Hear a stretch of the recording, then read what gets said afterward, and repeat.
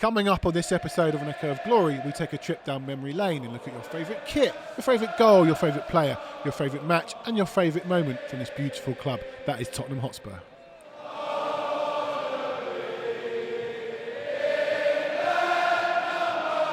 Welcome to another episode of An Echo of Glory. Joining me once again, Gary Diamond. Good afternoon. And Jake Robson.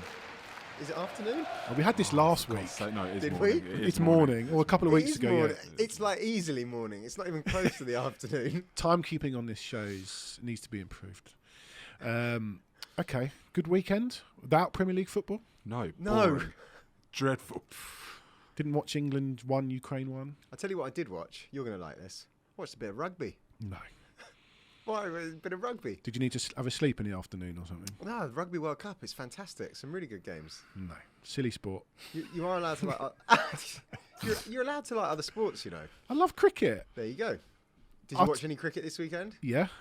England, New Zealand ODI. It was so bad, wasn't it? They won. Silly game. You've got to go backwards to go forwards. No, not having it. Conte loves it. Who? Conte. But we have had some players playing this weekend. We did have, I won't list them all, but an injury scare for Romero. Who knew that would happen? You know, as sure as Eggs night, are eggs. night follows day and all of that, you know. Yeah. But apparently he's okay. He's okay. He's got to play in Bolivia, which high altitude, often players get ill and whatever, but let's hope he comes back fine. Yeah, I mean, most players, when they have a little strain, they get into the oxygen tanks. He's slapping up a mountain to no oxygen at all. Perfect. So I'm sure that will work out brilliantly. They play tonight, so got a few days to recover. Kulusevski scored for Sweden against Estonia. Højbjerg scored a big goal, a nice goal from outside the box against Finland. Jake, your Højbjerg stuff went down well last week. Well, obviously, when having said that Pierre-Emile Højbjerg shouldn't listen to any of the fans, he was obviously listening to us, so that'll do for me. Yeah. And Richarlison, unfortunately, was in tears after being substituted against Bolivia. Brazil won 5-1. Missed a chance, got substituted, sat on the bench in tears. I think he's just going through a bit of a crisis of confidence at the moment, which is a shame for him. I feel sorry for him. But, as we've maybe discussed already, if anyone's going to raise his confidence and bring whatever good stuff is in him out, it'll be Ange. I think I have faith. I don't think he's like a, what's the word? He's not a lame duck yet. Not yet. No. Heading that way. And take him out the back. And James Maddison played on the left side for England, and then Gareth Southgate comes out and says he might not play Phil Foden because he might not be able to. He can only play him in his best position, or I can't quite remember what Southgate said. But why is he playing James Maddison left side? That's not his best position. When he's torn up the Premier League in 4 games, playing effectively as a 10, he plays him out of position. I couldn't tell you anything that Gareth Southgate. Why did he play Maguire? Why did he play Henderson? Like it's just how Gareth Southgate for me is one of the most unprogressive managers around. And as much as he's been a great statesman for the FA and for English football, and I think he has benefited from a hugely talented crop of players and very favourable draws that have seen him go deep in competitions. Ultimately, the football that he's played for England has been dross, boring. England playing Scotland tonight is a game we should be looking forward to. I don't even know if I'd be bothered to watch it because it just bores me to tears. And there is no explanation for much that Gareth Southgate does, in my view. I don't rate him highly at all. Ouch. Yeah. I don't massively rate him, but I do think, and I can't defend him putting Maddison out on the left. And he also played Bellingham as a 10, which is just a bit weird as well. The one thing the reason why I think we've done as well as we have had a few favourable draws. I think it's more important at international level to be a good man manager. How many international teams play really good football that you can say, oh, actually, look at them. Why don't we play? I mean, France have an incredible pool of players all over the pitch. And the Netherlands used to always have a really talented squad, but always used to but now look at fight each other. So. Yeah, exactly. So no, I agree with you. But playing Maddison out of position, I mean, what's the point? Give the guy a go and then just shove him out on the left. I mean, if you're going to pick him, just pick him in his best pick position. Him in his best position. I think you make a really good point about international football being a lot about man management and just making the squad gets on. And this is the most unified England squad we've seen. We saw, divisions in the England squad previously with the United boys and all of that, the Arsenal boys, all of that sort of stuff, and that was well publicised. So I agree with you, and I think he's done the job very well in some regards. But when it comes to football now, it's football tactical knowledge and actually being an elite manager, he's so far off, and it shows with idiocy like that, in my view. And also, as far as Maddison goes, if we're not going to do it now, if you were to name England's best, strongest 11, is he an automatic pick? No, he's not. No, but put him in his best position when you do pick him, and he might become an automatic pick. Absolutely. Anyway, bloke standing up front for England on Saturday was the Bayern Munich centre forward Harry Kane, who Heard of him? Yeah, some comments from him. Apparently he scores goals sometimes. Well, yeah. Listen, he had a poor game on Saturday. I thought we can say that now. I'm now one of those England fans who's just going to criticise him. But he came out with some comments this week. We wanted to win at Spurs, but if you went a couple of games without winning, it wasn't a disaster. At Bayern, you have to win every game. After winning 3-1 and 4-0 in our first 2 games, there was talk about not being too happy about the way we played. Top club mentality. What do we think? Because that riled a lot of people. Gary, yourself? Yeah, it riled me. Pretty annoyed about it. I think the top club mentality is a bit frustrating because, for a number of years under Pochettino, which was his heyday as a Spurs player, we were a top club. We were the best team in England. Like I've mentioned a number of times, 76 odd games, top of the league by 5-6 odd points, semi-finals, finals, and a Champions League final. Came to the point where not qualifying for the Champions League was seen as a disaster. Not qualifying from the group was seen as a bit of a disaster. And I think, it's one of those that invariably has caused factions amongst Spurs fans again, because they're saying, it's a dig at the board and this, that, the other. But he has been a leader in that Tottenham squad for the best part of 8-9 years, and it's up to him, Lloris, and these sorts of players to drive the culture. And I see it as his responsibility on the pitch. And losing to Sheffield United in the cup, losing to Moura in the cup, losing these pathetic games, of which, by the way, he probably didn't play in most of those games. But he's still a part and parcel of that squad. He was there as somebody that, even in the capacity of just geeing them up, making sure the performance levels as a figurehead within that squad. And I get that he may not have been on the pitch, but these were disasters for the club. Yeah. And when you think about something like Bayern Munich, they do win 85% of their league games. So it would be a little bit like, and I don't want to diss the German league too much, but I'm sorry, if we lose to Sheffield United this weekend, it will be a disaster. If we had not beaten Burnley, it would have been a disaster. If we had not beaten Bournemouth, that would be a disaster, because these are teams we should beat. And comparatively, that is Bayern Munich against most of the German league. So they should be winning these games. Will they win the Champions League with Harry Kane? I don't think they will. But if they do, the reality is Bayern Munich are a team that sometimes win the Champions League anyway. And he had the opportunities at Spurs. Well, I was going to say 13, not all for Spurs, but 13 career semi-finals, 3 goals, 4 career finals, no goals. Jake, bit of an odd swipe from Kane? Well, firstly, Gary, I don't think if we lost to Bournemouth, it wouldn't have. I don't think you could say it would have been a disaster. It would have been very disappointing. Yeah, but that's not the same. It's not where we are right now in this rebuilding new manager. It's a different set of circumstances. I'm sorry, Jay. Sorry, with respect. With respect, I take the view. I take the view that we are Tottenham Hotspur, and for me personally, any time, regardless the state of our club, we go away to the likes of Bournemouth, Sheffield United, Burnley, Watford, God knows who else, right? To me, to not beat these teams is a disaster and an indictment of where we would be at that moment in time, because it's not good enough. We should be beating those teams. But where are we at this moment in time? But that's We're not 3 or 4 games in under and we beat them, fantastic.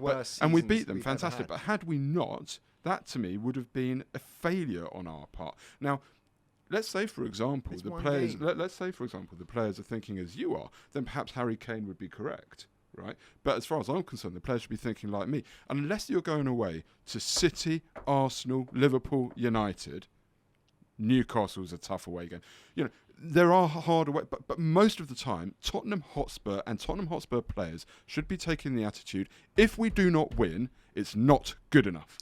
Yeah, but the problem that we have is that our club, at the level that Tottenham is as a club, is not on the same level as a Manchester City, a Bayern Munich, No, but the point a I'm Barcelona, making, the a Real level, Madrid. but the level of these teams that I've mentioned, Burnley, Sheffield United, Bournemouth, are comparatively, in terms of differentiators, the level of the Bundesliga to Bayern Munich. You know, that's the sort of level I think Bayern Munich play most weeks. I think most of that Bundesliga play against Sheffield United, Burnley, Bournemouth, and Sheffield United, Burnley, Bournemouth pick up results. But they are the Man City, the Man U, the Real Madrid, the Barcelona, not the Tottenham. What I didn't like was, but what I was going to say, that's the thing.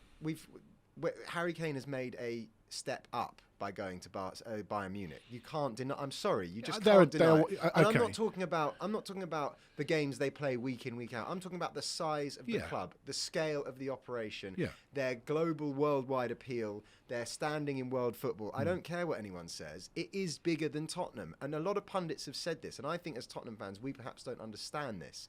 And I think the way. That's not to say we can't get there or we shouldn't want to be there, but there are some clubs that are operating in another level. Which is all well and true, okay? And Bayern Munich are a bigger club, and I appreciate that. But for Harry Kane to say it wasn't a disaster if we lost a couple of games is a fucking insult, in my view, because it is a disaster. Yeah, but I'm sure he was just being honest, and that's how. No, but then that's on him. That's on him, and that's on the players. And how dare he turn around and say that these players didn't consider it a disaster? It is a disaster. And he was part of that leadership group, and as Gary said, it should have been him and the others maybe changing that mentality. It is a disaster. It's a disaster to me. It's a disaster to any fan. Now, we might lose against City or whatever, but it is a disaster. And if he didn't have that mentality, then he was a part of the fucking problem. Fine, but I think we're going to get an explicit tag now on Spotify. Is the beat machine on? I just think that I don't think it's that fair to criticise him for being honest. And we want footballers to be.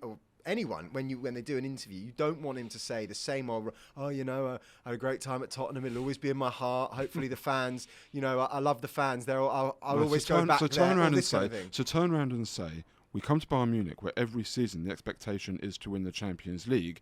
At Tottenham, it was great to qualify for the Champions League, great to get out of the group stages, and great to have a deep run in the Champions League. What a shame we didn't actually go one further. Yeah, exactly. Right, you haven't got to say it wasn't a disaster if we lost a couple. It is a disaster. I wasn't sure listening to Gary. I respect what you were saying, and I wasn't sure if I agree. But actually, the more I think about it, I think you're right. You can lose these games, Watford, Bournemouth. But actually, it is a bit of a disaster. And certainly sometimes the way we played. And he was part of a team that never won anything. And people go, oh, he's not won anything. He needs to move on. Well, he was part of the reason as well. He was an incredible player, all-time top scorer. Gave us some incredible moments, some incredible goals. And actually, that's what we're going to talk about. And you know what? He can now shut his mouth and get on with his nice little career, winning a couple of Bundesliga plates or whatever they give. And just... Go, and I think we've moved on. I feel I was talking to actually a non-Spurs fan about this in the week. Almost feels like, yes, because we've unbeaten in the first 4 games. It almost feels like we've literally just moved on. And that's also because we support Tottenham Hotspur and not Harry Kane. And players will come and go. And we've had some great players in the past. And actually that seamless link into what we're going to do on today's show. One quick mention, signing the young Croatian player Luka Vuskovic hasn't been confirmed. 16-year-old, probably going to stay at Hajduk Split. We might not see him for 2 years, but it's just another tick on what it seems like they're trying to build at Tottenham with young players coming in. Yeah, I think it would be very difficult for any of us to pass comment on the player himself. I don't imagine that any of us have deep knowledge of him. We've all been reading the threads and trying to see whatever we can watch on YouTube. But what's more pertinent is the symbolism of it. Yeah. As you say, which is that we are moving towards a younger squad. And actually, the likes of Chelsea and City, a lot of their success has come from having such a good youth setup. And Chelsea in particular have needed that because they've gone on to sell those players, which has been the only way they've been any kind of semi-viable business. So I do think it's the kind of signing that we should be making. It's positive. I don't think it can be seen as anything but positive. And hopefully the guy comes through and is an absolute beast for us in years to come. Correct. So just going back to Gary's discussion about Kane, it all comes from the heart, and because we love this club and we've grown up supporting this club, and this club's given us all so many great memories and some not so great memories, but with no game to talk about from the weekend, we're going to focus on the great memories that this club has given us. Little trip down memory lane. We're going to go through 5 topics: kits, Your favourite kit, your favourite player, your favourite goal, your favourite match, and your favourite moment. I will say, if you're listening to this show on Spotify or wherever you listen to to the podcast, this is probably going to be visual. We'll try and explain it as much as we can, but we're going to be putting some images on the screen. So if you're on Spotify, open up the app and press play because you can watch the video. And YouTube is the best place to see all these images. So we're going to start with your favourite kit. I feel that's something when you're a young kid, you look at the kit, you go into the ground and it's all about the sights, the smells, but it's your kit. And we're going to start with your favourite Spurs kit. If I press this button, it should work, and it does. And Gary, I asked you what your favourite Spurs kit was, and you said to me, this beauty from... So this is 1988, 89. It went through to 91, I believe. It's the yellow, quite plain yellow, with the Holston logo. Does it say a lot that your favourite kit is the year I was born? Is it? Well, I think that's it. One of the reasons that this is my favourite kit is because these were my formative years. I was sort of 7, 8, 9 when we were wearing this kit, and in it were some of my favourite players of the time, and we'll come on to that a bit later. No, tell us what that kit says to you. Well, it's like I say, it's when I started really watching. I think I went to my first game when I was about 6. I was at the 1987 Cup final, and that was one of my very first memories. I've been to a couple of games that season, but the 87 Cup final, I remember vividly. My dad had got me a ticket, Coventry, and I remember how excited my mum and dad were, for me to go, and it was such a big moment. So that's it sort of defined me as a Spurs fan. My dad carried me out of Wembley crying and inconsolable for days after. But then was the birth of my hero at Tottenham, my all-time hero, the one guy who even now I go to pieces about anytime he's mentioned. And in fact, on the stadium tour a couple of months ago, just by sheer chance, he happened to be there. And when we were pitchside, he walked down the tunnel, turned round, and it was like a double take. And is it this guy? It is that guy. That guy with Paul Gascoigne wearing the kit that you've chosen. That kit, yeah. And so he comes into this kit, and it was just the only time I've been a fanboy, and I fell in love with Tottenham, and also just everything about that kit. We were discussing it just before we started recording. How the Holston on that kit, it wasn't printed. It was kind of sort of. It was emblazoned and velvet. The badge was like a 3D feel. It just had a much nicer feel to it. But all those Hummel kits for me was just so much nostalgia behind them. But this one was a beauty, and never more so than against Sheffield Wednesday away in the snow. Paul Stewart 2-0. Iconic, absolutely iconic, with the orange ball as well. So a couple of other kits to talk about. Simon Thurston on Twitter. There you go. And that was just before that kit, a couple of years before. That's a classic as well. So Simon's got a picture of the white Spurs kit with the sort of flash across with the Holston. I see Glenn Hoddle in that kit. I see Glenn Hoddle's signature on that kit. He's got Glenn Hoddle's signature, but that's... I see you read the caption. That's a player that's who I see putting in that kit. This is a classic. This is an absolute classic. Look at the collars on that. 1977 to 1980 home white kit. Not just the collar that stands out, the badge, which is kind of what we've gone back to now. This is Ozzy and Ozzy Ardiles and Ricky Villa sitting on the White Hart Lane turf in this classic Admiral kit. England cricket See, kit. it was, for me, the kits I was a bit too young for Admiral, which is why I didn't put it in, but Admiral and then Hummel. Those were the glory eras of kits, in my view. This was sent in by Grumpy at Pugtostrophe. Grumpy could come on this show with a name like that. This was sent in by Jamie Brown at Jamie B. Coys, who I believe deals with Daily Hotspur on Twitter. Thanks for getting in touch and sending this in, but come on. Not a fan. One of Tottenham's, fair play. This is Edgar Davids in the sort of brown. I like the player. Brown away kit. It wasn't the brown one, it's black. Third kit. It would have been, you know what, there's potential for that kit to be really nice, but for that Mansion sponsor, which ruined, and it's a shame, so there were a few decent kits then, and I was going through it this week, there were a few decent kits then, but that Mansion logo ruined every single one of those ones. That was the third kit. Good player, though. Good player. A bit of a player, wasn't he? Less so for us. He was at the sort of twilight, the end of his career. Yeah. But I do remember he set up the goal for Kane in the last ever game at Highbury. And we went 1-0 up, and that was before Paul Stalteri tried to step the ball out of play and got mugged. Just put him in the fucking stands, Paul. Put it in the stands. We've already got the explicit on Spotify, so we'll just carry on. That kind of brings me on to, we haven't got a picture of it, but the third kit we've got this season that we wore at Fulham. Good grief. Not for me. What is that? What was that? Memories of that Man Not for me, United. Clive. Not for me, Clive. Memories of that Man United kit away to Southampton, where they said at half time they couldn't see each other and they had to change The it. grey, was it the grey one? Yeah. Still one of the greatest excuses of all time. Awful. Another shout out for There it Glenn is. Hoddle Oh, at Glenn. Jersey Spurs. Yeah. He's a good follow on Twitter at Jersey Spur 5. This classic. This It's is so simple, isn't it? from Pipey 78. This is 80 to 82 home kit. It's a white shirt with a cockerel on it and a bit of a blue collar. Is this Coq Sportif then? Is this before Admiral? Yeah, that's Le Coq Sportif Yeah, look, bottom on right, the yeah. shorts. Beautiful, that, isn't it? You sometimes with kits, when pre-season people design these kits, they're actually better than the actual kit that comes out. That couldn't have taken long to design, but is an absolute classic. Just gonna have to scroll back through some of these. This was the kit that I chose. I had Barmby's name on the back of that, and obviously we've got Klinsmann scoring against Sheffield Wednesday. This is the purple and blue away kit with a massive badge on it. 94, 95? That was Yeah. 94, 95. Sheffield Wednesday away, Sheffield 4-3 Wednesday away. winner. That's what that is. And Yeah. Jake, this is what you chose. Yeah, 91 to 94 away with the sort of bizarre flash on the collar. Same season as the Klinsmann one. Just it was the first. That was my first. I think the theme we're getting here, it's what takes you back to your first kind of memories, and Yeah. that game that Klinsmann scored in was the first kind of one I was aware of, and yeah, that kit, the yellow one.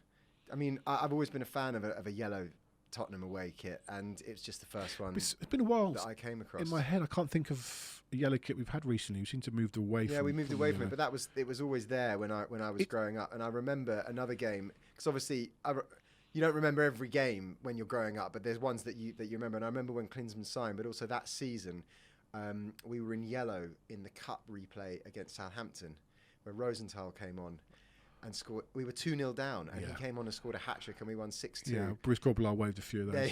Yeah. And I think we were in yellow that night, and We were in yellow the that memories. And I never saw the game live. I just remember watching the highlights. Right, so these next bring day, up this kind of memories. stuff.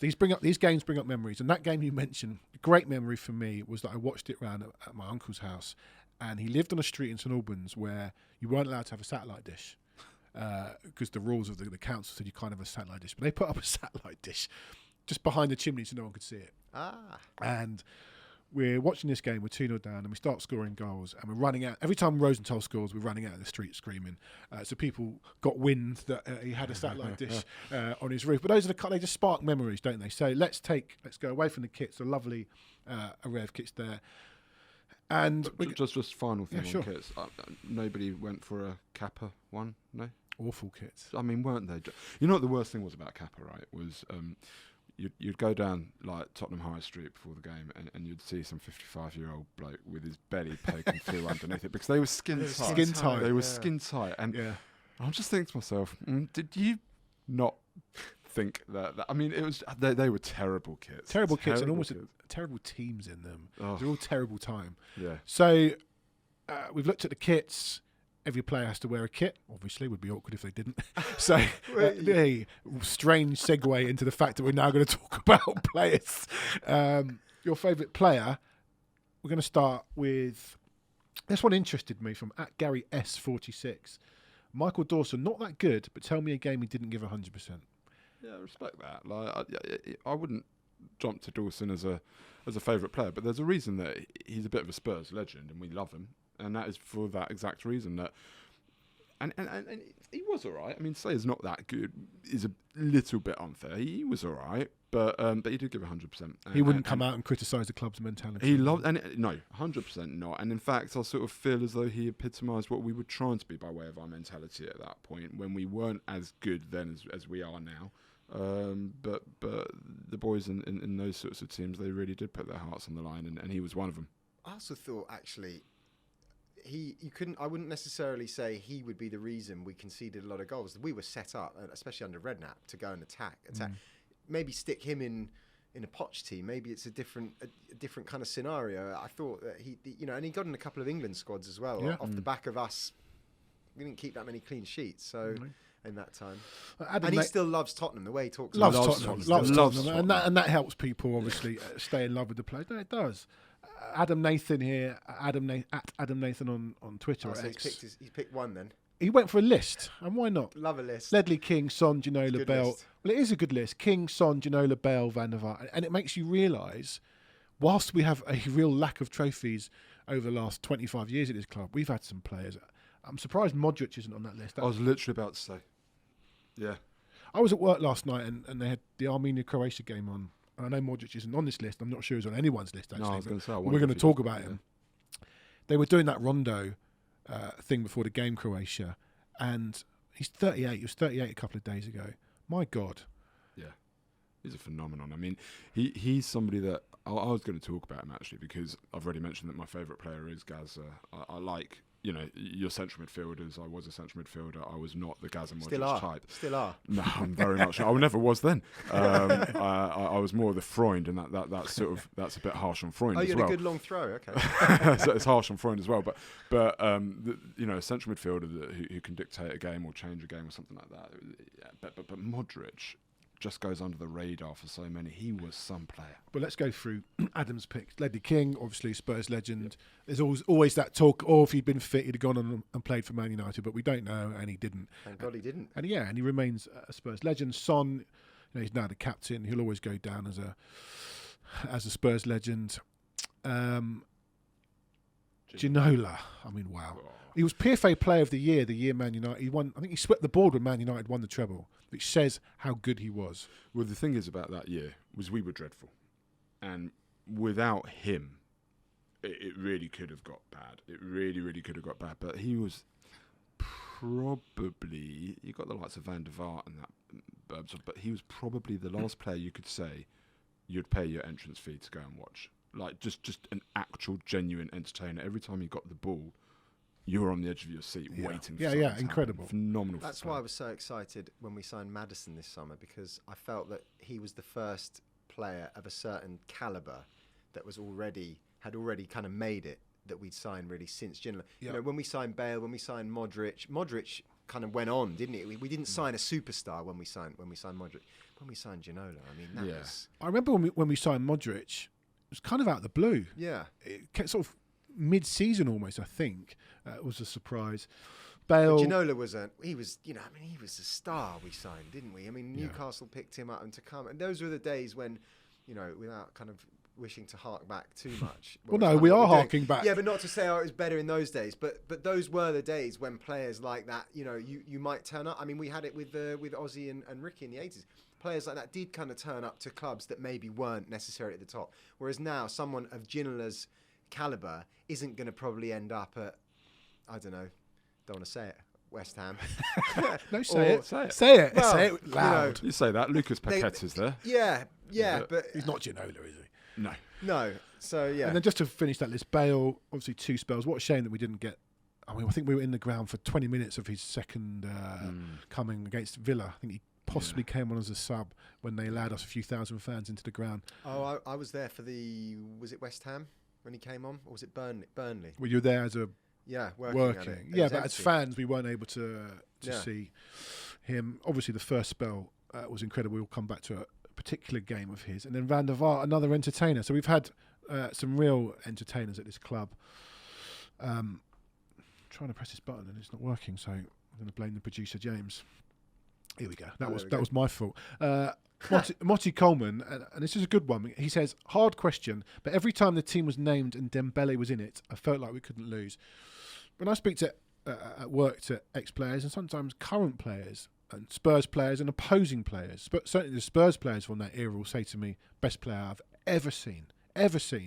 And people will go, but he never scored or assisted. Don't worry about his numbers with Dembele. Worry about what you saw and what he did. And there's some brilliant YouTube compilations of Dembele.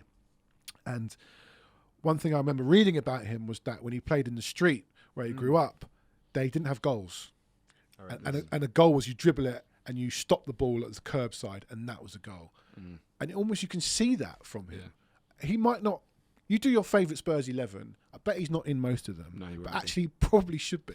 Well, I agree with what Motti says, that every time Dembele was in the team, you felt like we couldn't lose. And that's kind of sort of it's seen in the decline of the great Pochettino team coincides really with the injuries that Dembele got, culminating in being sold in January, 6 months before the Champions League final. But the run up to that Champions League final, the form wasn't great. He barely played. He'd gone in January, but in the build up to that, and so him going was sort of, I felt like almost the beginning of the end, and he'd been injured before, so our form was already patchy. But once he went, it really was a rapid decline, even though we got to the Champions League final. And there's that ever question from Spurs fans, which is not so much about Kane or Moura and who should have started, but if Dembele, instead of Winks, if Dembele had been in the Champions League final instead of Winks, would we have won it? And I would wager we would have had a much bigger chance, much bigger chance, and probably, you can't really say, can you? But I mean, I think, Go on, guys, I think, say what, it. I think we would have had a really good chance of winning it if Dembele had been there. A fit Dembele in the Champions League final, and I cannot understand, even though he had injuries, and we may have got a decent offer at that time for him, it was worth keeping him, and we should have kept him. Okay. Another one for Gaza from Joel Delane here. The only correct answer is Gaza. Yep. YI. He says in hashtag not Gary D, so he doesn't mean you. He means actual Gaza, Paul Gascoigne. But yeah, no, I agree. He's the one player that I'm very sad that I was too young to see play for Tottenham. I saw him play for England, obviously, and all the other clubs. I remember being, I think probably in Euro '96, that kind of time, and my dad saying I didn't know then, he used to play for Tottenham, and I was like, yeah. Yeah, he was something else. He was something else. That cup run to the 91 final, I talked about it as in the promo videos we did for this. That was my sort of my favourite magic moment as a Spurs fan. That whole cup run: Portsmouth, Blackpool, Oxford, Notts County, Arsenal, Forest. He only played about 15 minutes because he was completely wired and got himself injured. What a talent. And like we said, we've had so many of these players. But he'll resonate with our era, because that's when we really started watching Tottenham and fell in love with Tottenham. And if you could have fallen in love with Tottenham and chosen a player at that time to be that, you know, the talisman of your team, then it would be Gaza every single time. And I get that, you know, people would have grown up on Bale, some have grown up on Kane, who hasn't actually been mentioned yet, by the way. But people would have grown up on all of these sorts of players. You couldn't change it for me. It would always be Gaza. Everything that he was, everything that he represented, everything that he did. And like I say, I was pitch side and he came out, and I'm not normally lost for words. I think if most other players walked out, I'd tried to be quite cool. All right, how are you? Have a good chat. Gaza came out, and I realised that actually I had tears in my eyes. Yeah. Because it resonates with that time as well. And he was an absolute legend. AOS_84 on Twitter. I'm going to keep calling it Twitter. Teddy Sheringham was my pick, by the way. Teddy Sheringham, Ledley King, Van der Vaart, Son, Berbatov. I mean, he could control a table tennis ball from a great height. He was phenomenal footballer. Something else. But another one who, like, in more recent times, like, chats with a bit of disrespect about Tottenham. And, you know, it's a real shame, because it's sort of... You telling me that the swap for Fraser Campbell wasn't the right thing? but the way he talks about Tottenham and like was encouraging Kane to leave, and there's some of the stuff that he says, it denigrates his time at the club. And it's a real shame, because you do want to put the likes of Berbatov in there, because he's such a precocious talent, and it was a joy to watch him play football. But then he chats shit. Let's talk about the positives of him. Do you remember that Bolton game? I think Robbie Keane got sent off. No, I'll tell you the game I remember. It was up at City in the Cup. Oh, yeah. And I can't remember who got sent off. I feel like it might have been who went through on goal in the Carling Cup. Zakora. I feel like it was Zakora got sent off. I could be wrong.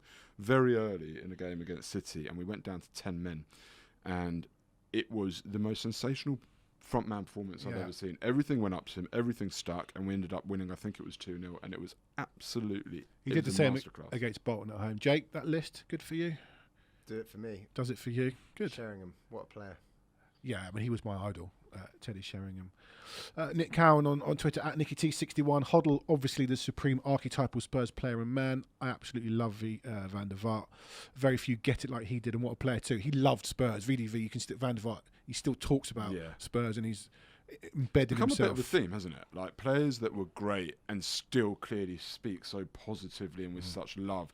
Ginola is another one. He loves Tottenham. You know, these players that speak with such love about Spurs, it comes through and they're still very much remembered. Whereas we've only had one sort of mention for Berbatov, who arguably did a lot more in a Spurs shirt than Van der Vaart did. But Van der Vaart is much more fondly remembered. He's also fondly remembered because he also scored against Arsenal a lot, Yes. which will also go down well. You mentioned Harry Kane. Oh, Jake yeah, Robson's pick was Harry Kane. Oh God, did you do that? Yeah, I mean, the thing is, everyone likes to reminisce about players growing up, but I mean, in our lifetime, he's numbers alone, he's going to go down, and maybe when he's finished playing. I'm just watching Gary's face. I'm sorry to interrupt. I was going to go on. You say it because I think you're going to say what I was about I think to say. right now maybe the feeling is a little bit is soured a bit. Correct. And it's normal, isn't it? You know, let's not forget. Most of the players on that list, the good ones, all left, didn't they? Sheringham, he left us for United, didn't he? I mean, that's in the same league. He hadn't scored 213 league goals for us when he left. And some of the football, I always said this, the best time for me, being a Tottenham fan, has been in my whole lifetime, would have been the last, maybe not last year, but as a period, the last 10 years has been better, certainly better than the 10 years. And he's been front and centre of that. The goals that he scored, the number of goals he scored, you know, I don't think I'd be surprised if we see that match, certainly in the Premier League. I think you're bang on. It's all just still a little bit. It hurts the wrong word. We all wanted him to stay forever, and he was one of our own, and we've talked about this before. And I know people say, well, we all the finals and stuff, but ultimately... He was an incredible footballer. He was and probably still is an incredible footballer, but ultimately, you know, the trophy, he didn't get the trophies and the things that he wanted at Tottenham. I'll let you be the mature one on the show. Sodden. Sorry, hold on. Gary's changed his relationship status on Facebook with Kane. It's complicated. Okay. Well, when we do this again in 10 years' time... maybe fine. But and another one, just the last one on players, at Fleischer236, this was on our YouTube comments, Robbie Keane for me. You didn't like Robbie Keane, did you? No. This is misinterpreted. Sounds like we're just calling Gary out here today. No. This is misinterpreted for me, okay? I did like Robbie Keane. I thought he was overrated, and also he was held in such high esteem amongst Spurs fans, and I felt that was everything that was wrong with the club at that time. Yeah. Because we should have been aspiring to be better than Robbie Keane, who was a fantastic player. But I felt at the time we can go beyond Robbie Keane, and we have gone beyond Robbie Keane. And it was more the adulation that he got that bothered me, whereas he was a very good player and we should have loved him, but he shouldn't have been on a pedestal. I kind of have that with Defoe. But anyway. Both very good finishers. Yeah. And, again, Robbie Keane loves Tottenham. Doesn't. Listen, I've got nothing against Robbie Keane. I will say nothing but positive things about Robbie Keane now. Quick shout out for a different generation, which would be my dad's, and they would say Mackay and Greaves, I suspect. And Blanchflower. Yeah. We could go a long way down memory lane to some of those greats as well, but like you said, these are the players that stand out, sort of in our generation. I thought you were going to say, but time is against us. Time is against us. We're going to move on to our third section on this trip down memory lane, and that is your favourite goal. Ben Solossi brought this up. This is a great picture. Harry Kane against Arsenal in 2016. Jake, was that your favourite moment as well? 100%. And just reading... I thought we were going to win the league. I like that from Ben. No, mainly because it's probably the best Tottenham goal I've seen live. I mean, there's loads you can pick, but I was actually at the game as a fan. I just remember the place. It was obviously at White Hart Lane. The place where I was thinking I was sat quite near the top of the shelf, so we had the wall near us. So I don't know if the sound was a bit more kind of kept in there. The place just went absolutely berserk. This is a great picture again. This is a visual show more than normal. Get on our YouTube and you'll see this. It's a great picture of 6 Arsenal defenders and a goalkeeper. Harry Kane sort of bending around in that mask to watch it go in the top corner. Michael Oliver, the ref, he's peering around the corner to see it fly in past the goalkeeper. A stunning goal, but as Ben says, not only one of the best goals I've ever seen and celebrated live, but for a few minutes after I thought we were going to win the league. I can't not be Spursy and mention the fact that we actually drew that game 2-all, despite the fact they had 10 men. And I remember they nearly nicked it. I think it was Kevin Wimmer with a brilliant tackle on Alexis Sanchez at the end. And I still feel that Roy should have saved that second one. it was at a time where diving to his right was a real weakness for him. Yeah. But But that goal, he had that injury sort of issue scare. Was it his nose or something? yeah, he was wearing the mask. Yeah, he was wearing the mask, and just the way you're thinking when he cuts back inside, you're thinking what's, and then when he shoots, you're like nah, and then all of a sudden, as you see, the ball is there. Well, you say that. I remember I sat in the East Stand for that. A rare sitting for me in the East Stand. I remember shouting, and I'll admit, don't shoot. Because I saw Lamela popping up at the back stick, and I thought it was the better option. Gary, has this goal brought anything back to you with Harry? Come on, Gary. Yeah, look, I mean, I could watch that goal all day, every day. It's an unbelievable goal, but it is somewhat soured by what then happened, and that was, when that goal goes in, we're all there. We're going to go and win the league, and then moments later, 10 men. 2-2, another mistake, but it's a fantastic goal in its own right. It was carnage, great atmosphere, but it doesn't rank up there for me. A club with a top mentality might have gone on and won the league. This is the one I chose. Glenn Hoddle against Oxford. Gary, you mentioned your first game. This was, I actually think, my second game. I think my first game was the semi-final of the FA Cup that year against Watford at Villa Park. This was Oxford at home. Glenn Hoddle's last goal at White Hart Lane. I think he had one more game and a draw against Man United, which is his last goal at White Hart Lane against Oxford. Ran through, went round the keeper and just rolled it in. We've talked about Hoddle a little bit. Absolute genius with the ball. That's my favourite goal. We can see it here. Just the drop of the shoulder. Again, watch it on YouTube. The drop of the shoulder puts the goalkeeper on the floor. It's just class. Little kiss to the fans. We knew he was going to Monaco, and it was a lovely goodbye. So it's so effortless as well, isn't it? Effortless. Everything he did was effortless. And that classic kit as well. And then going back to the classic kit. We love him though. He left. Yeah, didn't he? Yeah, they all leave, don't they? But he doesn't speak negatively. He doesn't he doesn't diss the club, does he? Like he only went to play for Chelsea afterwards, but that's okay. Only went on to manage Chelsea. Come on, let's keep it positive. Gary, I think this is yours. This is mine. So this is Peter Crouch's goal away to City, a game that we needed to win to finish in the top 4 for the first time. People say qualify for the Champions League. I'm just going to be that nerd and go, we hadn't yet qualified because we had to go to Young Boys, but to qualify for the qualifiers.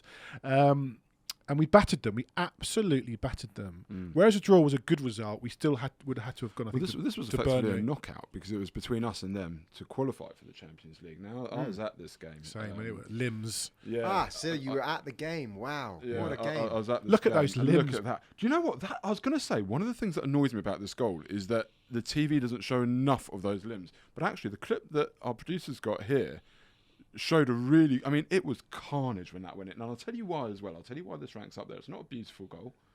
Nobody could say that's a beautiful goal.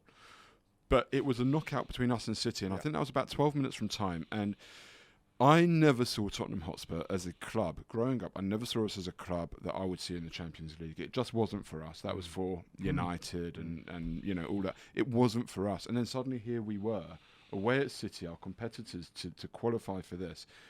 And albeit 12 minutes from time, you can't say when Kane scored that goal and curled it in that you knew we were going to beat a 10-man Arsenal. You still knew there was the potential for us to get it really wrong, and we did. That goal went in.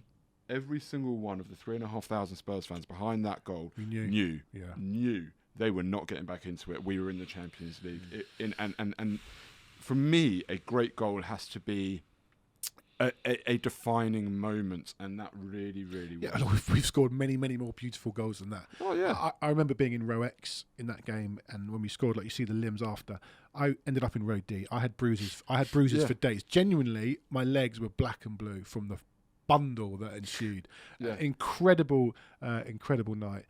And one I will never forget. And wore a trophy and all that sort of stuff. We didn't get us a trophy, but football is about the journey. Yes, it's about the journey and it's about moments. And this was an incredible moment, whether you were there or not, as a Spurs fan. 1882 pod, your Tottenham podcast. This is, I don't know if it's the best goal, but Lennon's in the 4-4 was the first time I remember fully losing my shit. Because the point is, it's Gary was there. Your favourite Tottenham goal, and you can see where that. Gary was there. Go on. Yeah, I was there, and it's funny because we were 4-2 down, and everybody left. People had started drifting out. And I was about to go. And then, I don't know if I'm right or wrong in this, but I thought I heard an announcement saying there was a problem with the trains. And I was like, for God's sake, well, I may as well just stick it out now. And thank God I did, because you mentioned like tumbling down from row Z. I mean, my ankle was the size of a balloon for about 2 weeks after that, because I went flying down some of the stairs. Like, it was absolute carnage. That was carnage. Yeah, good memories. I don't want to put a downer on everything that we're doing. Every positive there's a down here. I reckon that goal gets called off by VAR, by the way. I reckon Lennon's... Really? Yeah, I reckon Lennon's Offside. just about I think offside. it's offside. What, Yeah. from Modric's shot? Yeah, I watched it the other day and I was like, oh, God. You know what? I hope it is.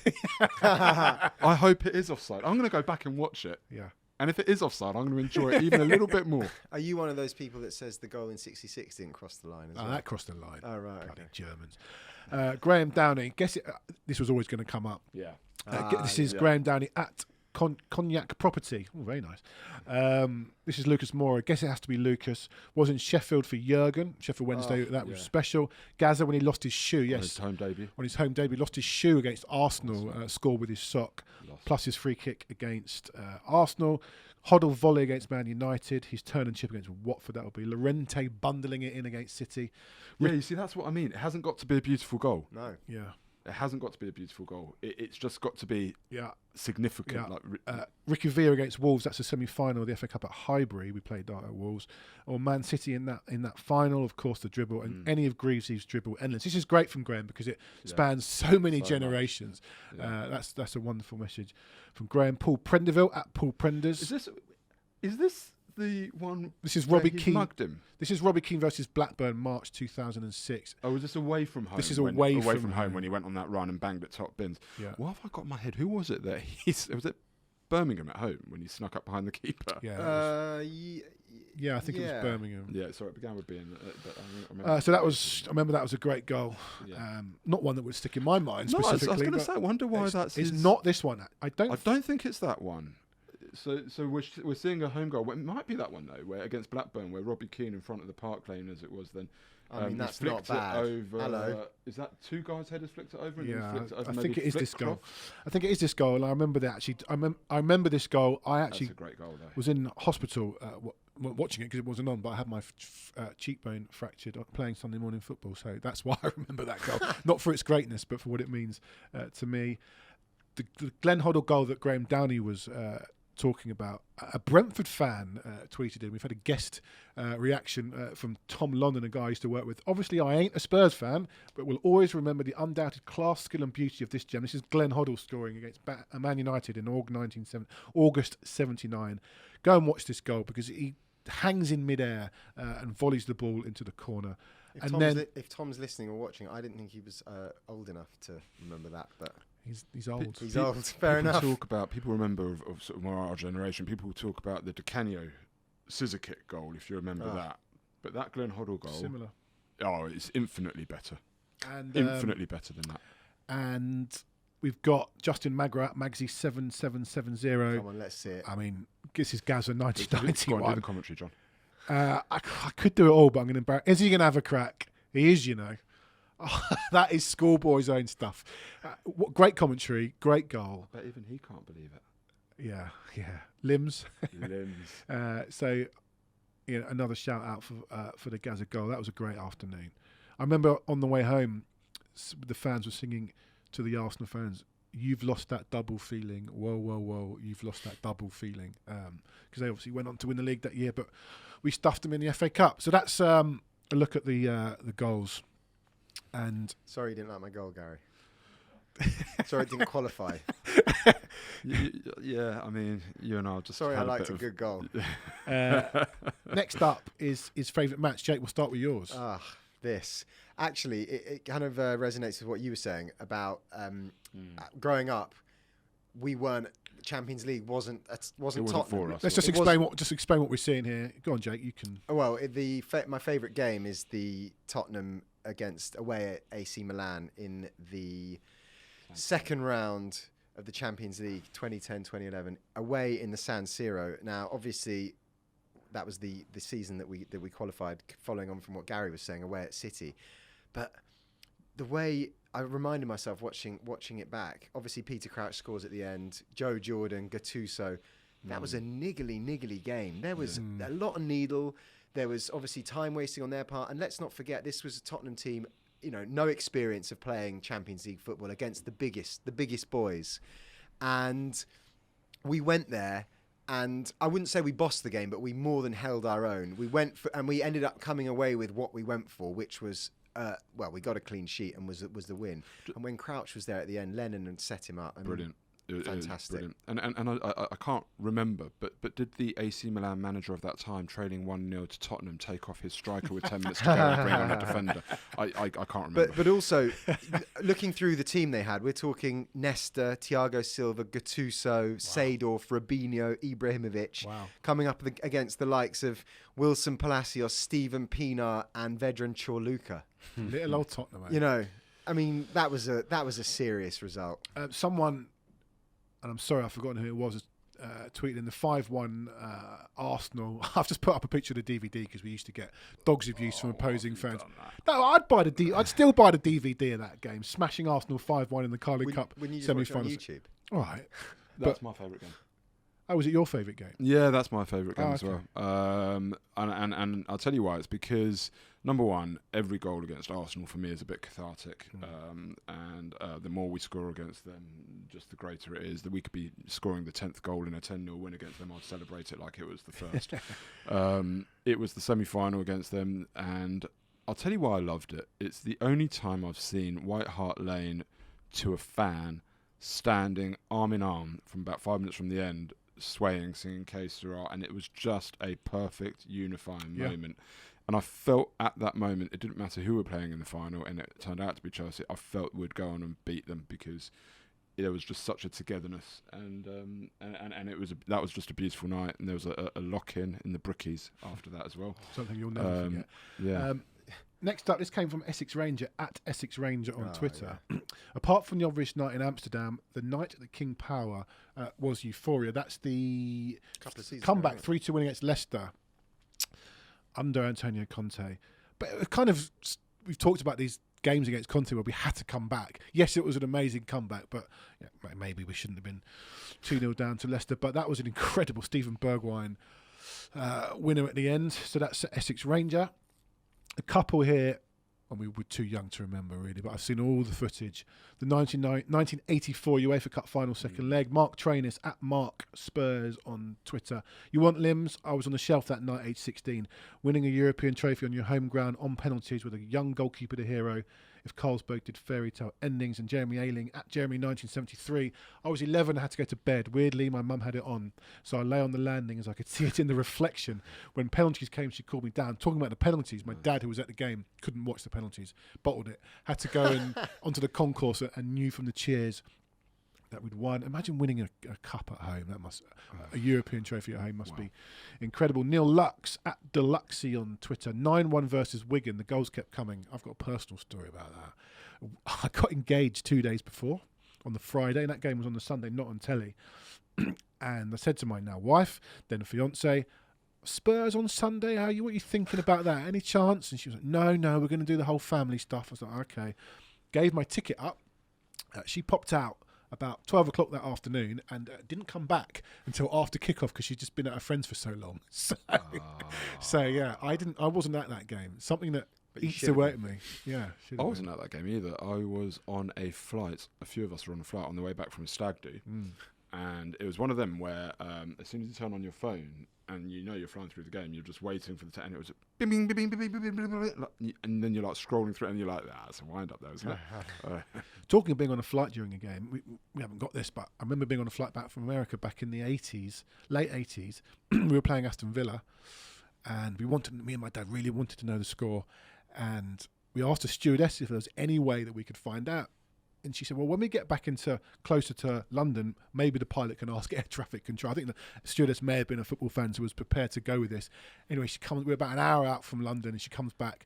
Yeah, you lost 5-2 at home to Aston Villa. So, yeah, that wasn't good. Them were the days. That never happened now. They'd say, sorry, Sam, we can't do that. 100%. Yeah. Pop Punk Kid on Twitter, at Louis S182, watching Bell destroy Inter is also up there. Taxi for Mycon. Incredible night at White Hart Lane. I know. And the birth of a superstar. Really. Phil. The game before when he scored the hat trick. But then the question was, can he follow it up? Yeah. And whoa, did he? Because it was a funny hat. It was a hat trick, but we were losing, and We were 4-0 down yeah, in that 30 was it. minutes or something. But and that Michael, I mean, yeah. just tore on a them side note, apart. do I remember that we should have equalised in the San Siro to make it 4-4 with one of the last kicks of the Maybe, game? yeah. Did we miss a think good so. chance? Maybe. I What don't a remember. comeback that would have been. As you say, that was kind of the birth, and the whole taxi for Michael thing. That place was rocking. Yeah. That night. But Bale, you know, I mean, he left in the end, didn't he? I like you were prodding Gary today. It's great. Let's get you a stick. So all these things compiled are the reasons we love this club, and most of them don't end in a trophy because we've not won very many. But it brings us on to our magic moment, and for me, actually, my magic moment was us winning the FA Cup in 1991, being there, and obviously we've not won that trophy since, but that for me was a great moment. I was sort of 10 and a half years old, so seeing us lift the FA Cup in 91 remains my magic moment as a Spurs fan. We've got a few more here. Again, Justin Magro was in touch, lifting the UEFA Cup at the Lane, which we discussed about. Yeah. Jake, this was yours. We've got a picture here of Dele Alli, Christian Eriksen, and Harry, the aforementioned Harry Kane, sliding in to join the He celebrations. who must not be named. He must not be named. Sliding in. This was what game, Jake? This is Tottenham, Real Madrid, November 2017. And I mean, there's a bit of a running theme with my kind of memories in that favourite stuff. It's Champions League because, as we said, growing up, it wasn't something that we did. And not only that, another game where we go into it, you know, we're lining up against Cruz, Modric, Casemiro, Ronaldo, Benzema. Wow. You know, that's a serious team. And also, we had a really tough group, didn't we? I think we also had Dortmund in our group. And Madrid turn up. I mean, Ali put on an absolute mask. That was peak Dele Alli. I mean, we weren't as weak a team as perhaps we were in the San Siro. I mean, Kane, Ali, Eriksen, we were a good side at that point. But we just put them away. And I remember at full time thinking, you know, sometimes at full time you're like, especially at Wembley, I want to get out of here because I've got to be up early in the morning. I remember Didn't want to leave. clapping them off the pitch, literally until Yeah. it was just. I mean, we didn't give them a sniff. I think Ali scored a couple. He ran the show, didn't he, in that game? Yeah, Champions League nights. I think I know haven't got any this season, but you just can't beat them as a Tottenham fan. On that, one of the greatest memories for me as a Spurs fan was a game we lost, was watching Messi tear us apart. I know it sounds weird, we lost a game and I was delighted to see it, but that's bucket list stuff for me, was watching Messi.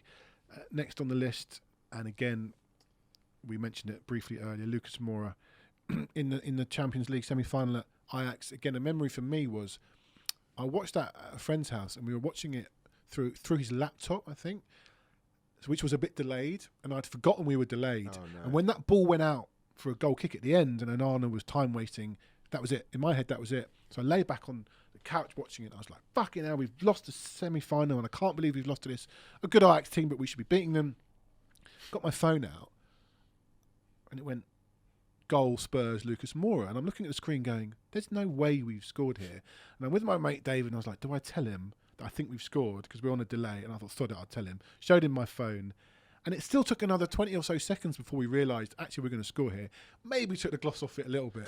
But good grief, the noise around North West London and North London, that moment must have been incredible. This was my magic moment because this was a magic moment. I just can't imagine that this moment would ever be topped because of the drama around it and how it happened. I couldn't get a ticket, but couldn't not be in Amsterdam, so went out there and and I was in a pub with a few mates and that, and we'd been in the pub from early morning, and Doesn't sound like you. I was getting ready just to storm out and leave, but yeah, that was just a moment that if you could bottle that as a feeling and sell it, you would be probably the richest guy in the world. That was sensational, just absolutely sensational. I mean, Jermaine Jenner sort of crying in the commentary. I mean, he wasn't the only one crying at the time, but you can feel the emotion from him. This is my favourite of the three, though. As Incredible goal. Look at this goal. off the cuff. Just watching the Moura goals here. I wonder, like, if Nana, if Llorente scores, because he should have scored, right? It's an open goal and Nana makes a great save. If Llorente scores and Modric and Moura isn't on for this hat trick, does he score that goal? Do you know what I mean? Well, the whole butterfly effect, What the a whole thing finish. changes. Yeah. So that was an incredible incredible night. Jake, where did you watch that? I was at a mate's house as well. Yeah. Luckily, I wasn't watching on a dodgy stream. So I don't think it was a dodgy stream. For some reason, we just had to put BT Sport through his laptop. Oh, So, yeah. what a moment that was. You could watch that again and again. People would say, oh, but you didn't win the trophy. Man, Again, it's moments. you just can't. But the other unique thing about that, which I've never obviously done, had never done before and haven't done since, is as soon as that finishes, we're then talking about how we're going to get there straight onto the laptop. Literally, like organising that it. thing of Yeah. it was incredible. Next up is just a picture of the 91 team. As I said, that's my favourite moment, winning the 1991 FA Cup. Ugh. A picture of The last game of White Hart Lane. Yeah. An incredible moment. I didn't make it down onto the pitch. Did either of you get down there? I was on holiday. My last game was actually the game before against Arsenal. Yeah. Mine too. Oh, okay. Which was perfect for me. I was quite happy to end that way because we'd beaten Arsenal. Yeah. And I left that game knowing that I hadn't seen us beaten at White Hart Lane that season. Yeah. But Well, we were talking nobody about this did the in the other end, day. which was great. You and I, John, and that season, we were just something else at home. Especially, we got to that game, and there was no way United were going to beat us that day. United had been very bad that season, but we were just Phenomenal. imperious, especially at home.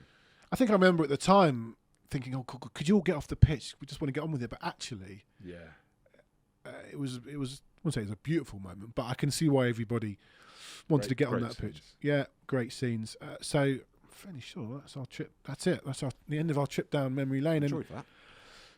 But again, not many mentions of Give me goosebumps. Some of that. Yeah, I have again, to say. not many mentions of The thing is, trophies. But it's interesting. I mean, I was at the 91 Cup final. I could have mentioned Johnny Woodgate as a magic moment against Chelsea. Alan Nilsson. We talked about Alan Nilsson. Alan Nilsson. No one yeah, mentioned Alan Nilsson. I was there as well in the last minute, and that's a last minute goal that won a trophy. And yet, I don't know. People talk about trophies, but there are moments that I put way above those things. So maybe I'm the problem. No, come on. You're a problem. I am You a might not be problem. the problem. I am a problem. We've So- had a few problems. So a great trip down memory lane, and thanks for those who got involved. Obviously, we had a look because we didn't have a game to focus on the back of the weekend, but we do have another one. Obviously, coming up on Saturday, the Premier League returns at home to Sheffield United. Guys, I'll get your thoughts on that in a minute, but as always, we're going to talk to someone who knows the opposition very well. And let's do that now.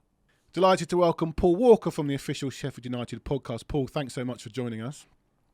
No problem. How are you all? Well, we're good, thank you. Looking forward to the Premier League returning at the weekend. A tough start for Sheffield United, but off the mark against Everton, nearly nicked it, if not for the Pickford saves at the end. Unlucky maybe not to get a point against Man City. But what's the mood around the club and how the fans seeing the start to the season? Yeah, I mean, it's better than it was. There was a lot of concern at the start of the season, given that we were quiet in the transfer market. And when I say quiet, I should probably change that to there was a frustration, given that we were very late in getting players in. And when you look at the first couple of games against Palace and Forest and the options that Paul Heckingbottom had, particularly from the bench, he had barely anything. He was bringing on kids. Had we have had the squad then that we've got now, I suspect we'd probably have more than the 1 point that we've got. But in terms of performances, we are getting better game by game. We are scoring, which is a positive. That being said, defensively, we've been quite naive in the game so far. And players who have in the past been so reliable aren't quite where they should be. And by that, John Egan, for example, who I love, is a great captain. Anel Ahmedhodzic, who was superb in the Championship last year. They haven't quite been at it yet. And you break down some of the goals that we've conceded so far. Those two have been culpable. There have been others as well. There are other factors, of course. But that, for me, is a worry. But the squad is much better now than it was 3-4 weeks ago. When you look at the players we brought in, Harmer, I think, is an excellent signing from Coventry. He looks to me an every inch a Premier League player. Cameron Archer had a very encouraging debut, scored. Yeah. And obviously the second goal that we got was his shot that hit the post, went in off Pickford. So there are some encouraging signs. I think Archer and McBurney together at the top of the pitch. There are goals there. But I have to say, 4 games in, just 1 point is is disappointing, but I think there are positives certainly to build on from the Manchester City performance and, of course, the Everton performance. And how's the injury list? I was having a look yesterday. It's pretty long. Yeah. Any news on that? Any players set to come back? I don't think there's anybody due to come back in the short term. There's a lot of soft tissue injuries that the manager's spoken about, and I think they're having to look at the training facilities. They have tried to improve those over the last few years, but this is not uncommon for Sheffield United to have a lot of injuries. It's just unfortunate at the start of this Premier League campaign, they all seem to have come at once. But we do have a bit more depth now, so we can cope. But there's no doubt that we need some key players back. But since the Everton game, we brought in James McAtee. It's going to be really interesting to see where the manager uses him now as well. He was terrific for us last season. So we've managed to get him back on loan from Manchester City. We would have liked to have got Tommy Doyle back, but he's gone to Wolves. So I'm intrigued really to see where McAtee fits into this Sheffield United team, because Harmer is there. He brings the creativity. McAtee adds more creativity, but of course he's got to strike the right balance between trying to have a go at teams and try and stop teams from playing. And obviously Tottenham away, he can't be too bold, I don't think, because I think they'll get picked off. That being said, I don't think he'll sit back for 90 minutes either. I don't think he'll park the bus. I think he will try and give it a go. And I think Spurs fans might be expecting Sheffield United to come down there and just try and frustrate for 90 minutes and hit them on the break, which may be true, but on the games that I've seen and knowing Paul Heckingbottom as I do, that doesn't tend to be how he wants to play. I just wondered what your thoughts are, though, as the season goes on, because you certainly with your first answer didn't sound that optimistic. As the season goes on, how much pressure do you think the manager will be under? Do you think, regardless of what happens, he'll stay in his job? Or do you think the owners, I don't know, November, December, if results haven't been very good, low down in the table, is that when they start getting twitchy? Or is he the man for the season regardless? I think he is the man for the season. There were times this summer, though, where I thought he might just walk because he wasn't getting the players that he wanted. And just, I don't know, a few things he was saying in the media suggested that he wasn't happy with things being as they are behind the scenes. I think he wanted more backing to start with. He wanted to keep the squad together from last season. Billy Sharp's gone. Enda Stevens has gone. Obviously, Iliman Ndiaye's gone, which was a massive blow to us. Yeah, and I remember him from last year. Yeah, I mean, for me, that's a loss to the Premier League. He's a terrific young player. He's the best player I've seen at Bramall Lane in decades. He was worth the admission fee alone. He obviously scored against you guys in the FA Cup last year, got the winning goal. But Marseille came calling, and that's his boyhood club, so he was always going to go there. But to come back to your original point about Paul Heckingbottom, I think he is there for the long haul. I think this is, and I hate the word, a project. And it appears to me that they built a squad that is with the Championship in mind, which might sound a little negative. And I don't know for sure, but it looks to me from the outside that they are, of course, hoping to stay in the Premier League, but they're also trying to build a squad that is capable of challenging for promotion again, should we go down. And I don't know for sure, I think they are looking to maybe try and bounce between the two over the next few years. I know that's not been done for a while, but I think back to Burnley back in the day and West Brom, for example, and it looks to me like that might be what they're aiming for here. Paul, it's really interesting that you say that, because I wondered from a fan's point of view. We played last time out Burnley, who are a team that's come up and sticking true to their principles of the football that they want to play. I wonder from a fan's point of view, and you mentioned earlier as well that Spurs might expect Sheffield United to come and be a bit more expansive than perhaps we think they will be. I sort of said that Sheffield United concern me more than a Burnley, because if Burnley want to play football against us, we'll destroy them, and it so proved. Yeah. A low block team like Sheffield United that might try to hit us on the break more concerns me a bit more. But from a fan's point of view, what would you rather? Would you rather be a Burnley under Dyche, a Bolton under Allardyce, and sort of stick in Stoke under Pulis and stick in the Premier League? Or, as a fan, would you rather see your team try to play a more attractive football and perhaps bounce between the leagues a little bit?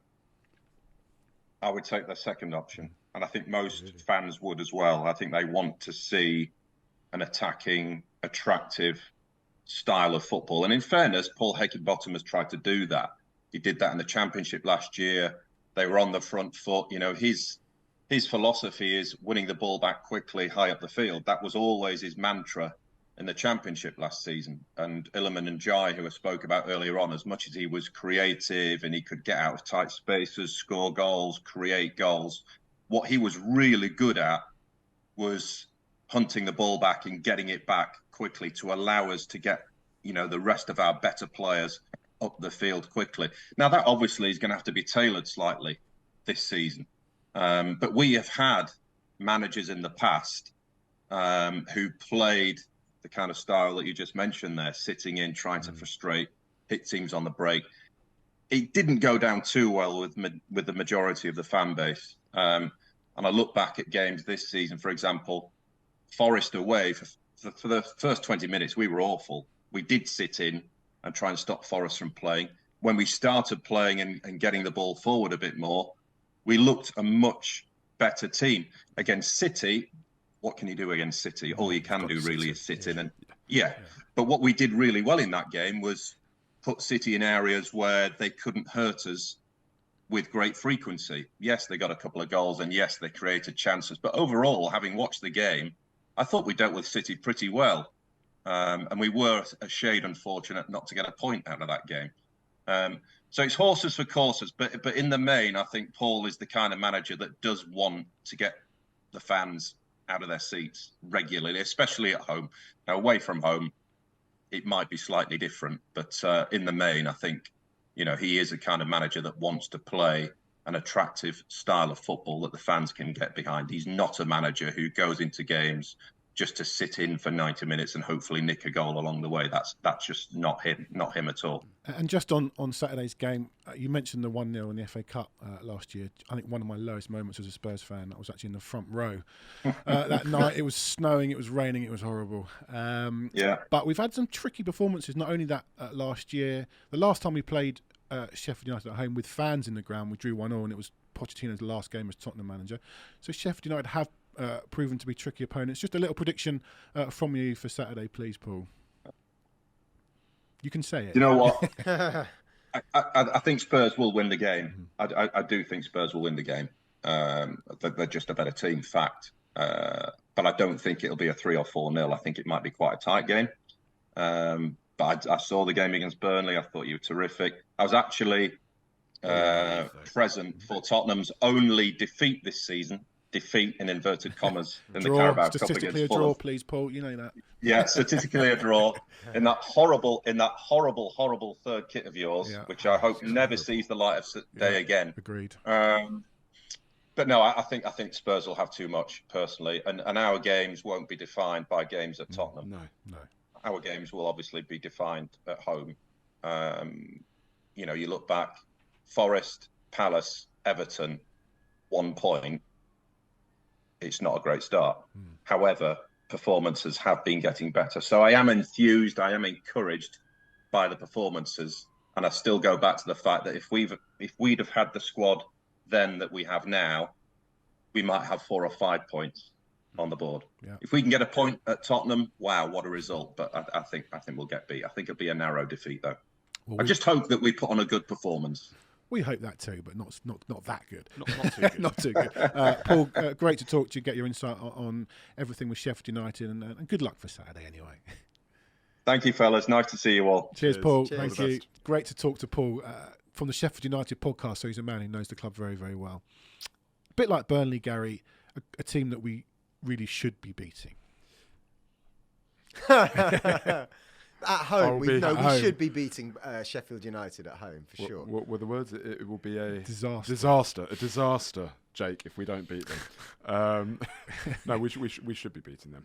Look, I am more worried about them than I was about Burnley. I was very, very confident Because of the low block stuff. Because of the low block stuff, yeah. And look, it was interesting, Paul saying that they're actually trying to be a bit more than that. But I can imagine, City struggled against them. And they're a good team. And I've got, in my very recent memory, the 1-0 defeat there from last season. I get that this is completely different and we're at home. Paul said it will be close.